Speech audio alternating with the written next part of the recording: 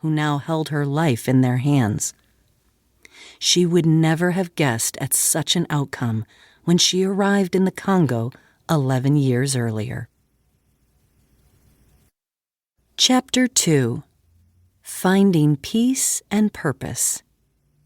It was a cold September day in 1937 as 12-year-old Helen Roseveare stood in the driveway of Goddington House on the outskirts of the village of Harrietsham, Kent, about 35 miles southeast of London.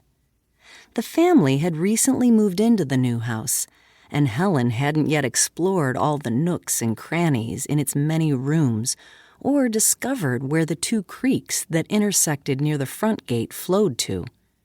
She sighed. Such explorations would have to wait.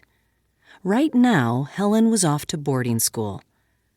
Beside her on the ground sat 3 pieces of luggage containing school uniforms, clothes for the weekends, and some of her beloved books. As she waited for her father to bring the family car around, Helen watched her 3 younger sisters, Jean, Diana, and Frances, standing at the front doorstep. Their mother, Edith, held little Frances's hand. The wheels of the car spat gravel as Martin Roseveare brought the vehicle to an abrupt halt. Helen's father loaded the luggage into the back of the car. Helen waved to her mother and sisters as she climbed into the front seat. She settled in for the 240-mile drive northwest to Denbigh in North Wales, where Howell's School was located.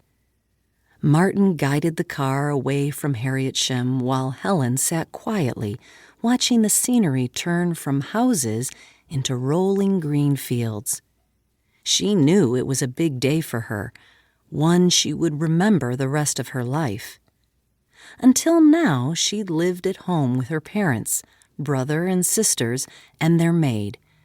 But the car was carrying her away from all of that to boarding school, where she would spend the next 6 years with people she'd never met before, studying hard for an unknown future. As the car crossed into Wales, Helen felt her stomach knot.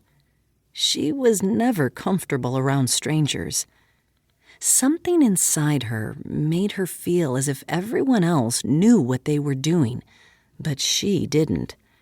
She tried to remember the advice her brother Bob had given her when he came home for the summer holidays. Bob was 2 years older than Helen and enrolled at Marlborough College, a boarding school for boys in Wiltshire. He enjoyed school life at Marlborough from the start. But he would, Helen thought. Of course he would. Bob was brilliant and funny, popular and daring, all things Helen was not. Helen didn't mind traveling to see different things. In fact, she enjoyed it, and she knew a lot more than many girls her age. During the summer, she, her parents, her brother Bob, and her sister Jean had taken their car on the ferry from Newcastle, England, to Bergen, Norway.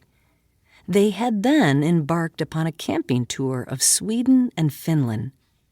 They had even taken the train to Leningrad in the Soviet Union, where they visited the Hermitage, the largest art and cultural museum in the world.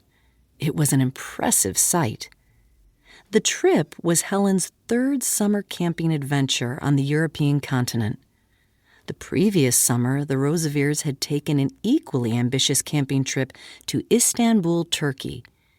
They passed through Berlin on the way, where the Olympic Games were being held.